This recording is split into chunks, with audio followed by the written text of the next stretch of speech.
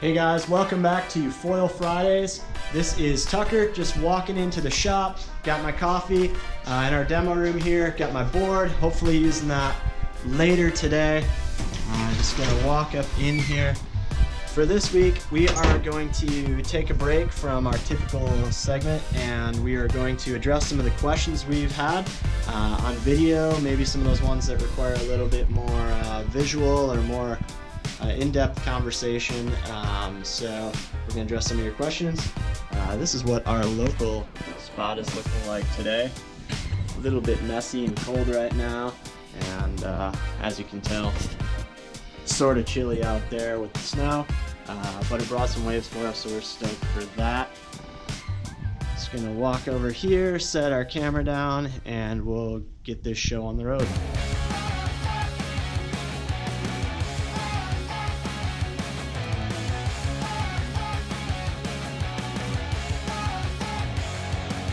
So our first question came from Stas Ferrer, and his question was, what category does the 2018 Nash Thrust Kitesurf One, or KS1, fall into, and do you guys plan on doing a review on it? Yes, we do plan on doing reviews on individual foils in the future, but right now we're setting the groundwork for all of that and discussing some more broad topics that's going to help, you know, a broader range of people rather than just one particular product. So the Nash Kitesurf One looks like this, and it is a super fun foil, kind of middle of the range in terms of weight, in terms of kiteboarding. Good, you know, do it all foil, and bonus that. All right, guys. So, Tucker did a great job here answering this question, but he did forget to answer the first part of the question, and that was, what category does this foil fall into? So we're gonna go hunt him down here and get that answer for you. Hey, Bandito, let's go get Tucker, man. Let's go get him. Let's go get Tucker. Come on, bud. Let's go get Tucker. Come. Let's go get him, bud. Come on. We're gonna get him. All right, guys, let's take care of this. Hey, Tucker, what category would you put the Nash Thruster foil in?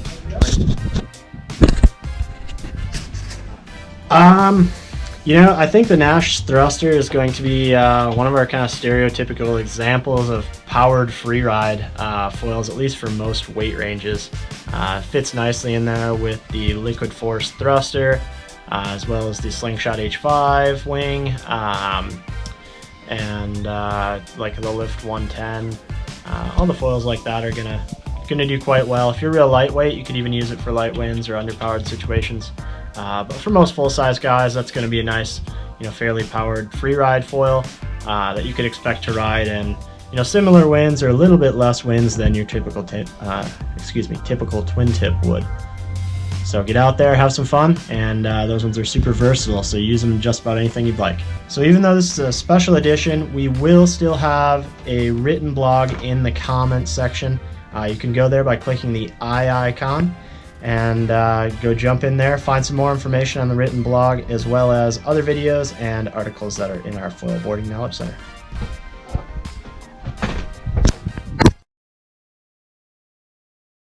Bonus, the Nash platform is modular in that it can work across different sports. So they also have windsurfing, surfing foils, you know, similar platform here. The surf foils are going to use the same fuselage and mast connection system, although you might want a different size mast. The windsurf platform actually uses a different board connection in a deep tuttle, or you can get a track box for it, but it also uses a longer fuselage. So the similarities between the kite surfing setup and the windsurfing setup are a little bit more exaggerated, whereas the similarities between the kite setup and the surfing setup is very similar. You could throw surf wings on this, no problem, or actually we enjoy putting the windsurf front wing on this with the shorter fuselage for kiteboarding and right winds as well. Works really good. So the Kitesurf One is this here. It's going to come with the 90 centimeter mast for kiteboarding. This is the full length mast, and that's really what you want when you're out there cruising at higher speeds. As you can tell, it's got a plate or a track mount type board connection.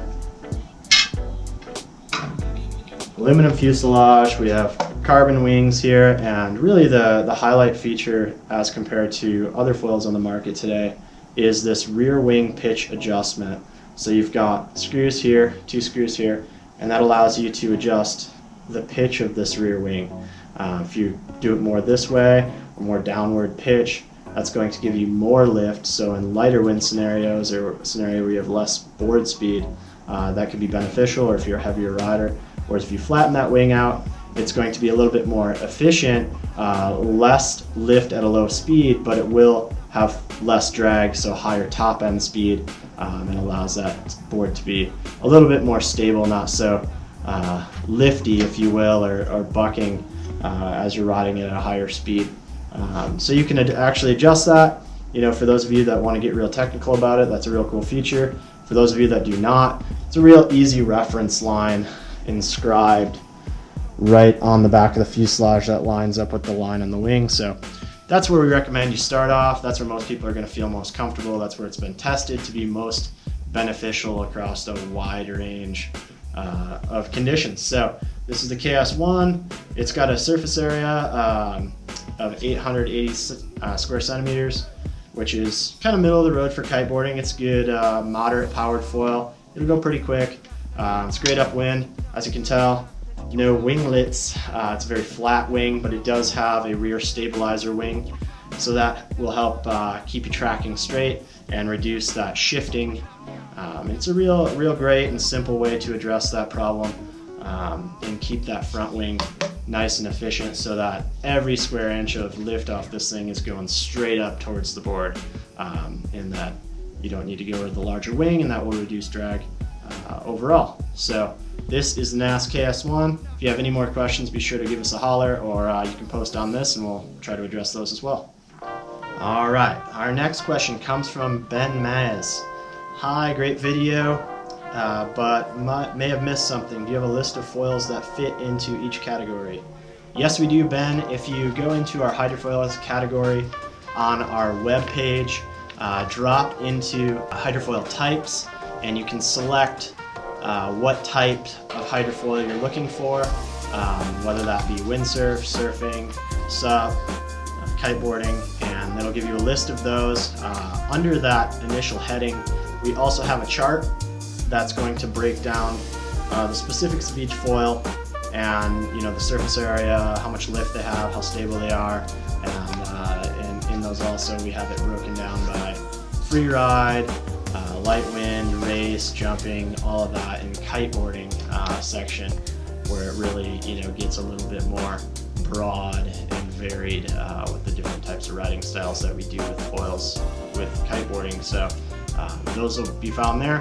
Or if you have any specific questions about your specific riding style, weight, conditions, and the kind of foil that you might benefit most from, always feel free to reach out to us. Our number here is 800-622-4655. That way we can get you with a real personal recommendation, as all these variables do change, and then your end result on what might be best for you is definitely going to be changing as a result of that. So York Brick, winglets, do they really work? The easy question, yes, they definitely work. We'll talk about that a little bit more. And first, let's discuss what winglets are. For those of you that don't know, I have the North Speedster foil here. It's a great example of winglets, as they're very exaggerated. These here are winglets. We have our wing, and then this downward and or upward here curve is going to be a winglet. This one, as you can tell, are very exaggerated, very pronounced in this wing.